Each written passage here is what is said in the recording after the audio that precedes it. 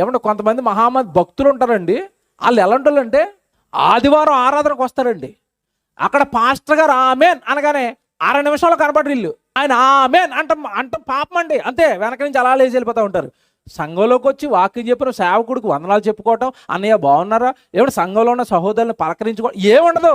ఏదో ఏమంటే సినిమా హాల్కి వెళ్తే సినిమా అయిపోగానే ఆడు గేట్లు దిగానే పారిపోతారు చూడండి.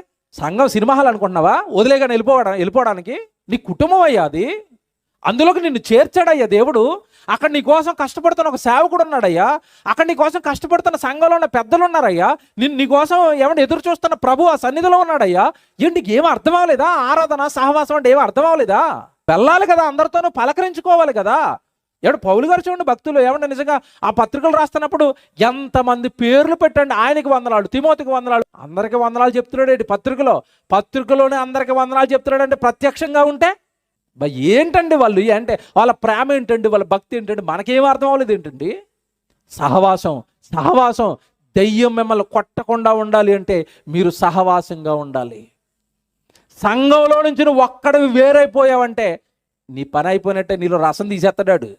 జారిపోయింది గుత్తులు అంటే రసం పోతుంది దానికి, ద్రాక్ష పండుకి. నువ్వు సంఘంలోంచి జారిపోయావంటే నీ రసం తీసేస్తాడు. ఏముండదు నీ దగ్గర, ఒత్తు పిప్పే. నిలబడవు.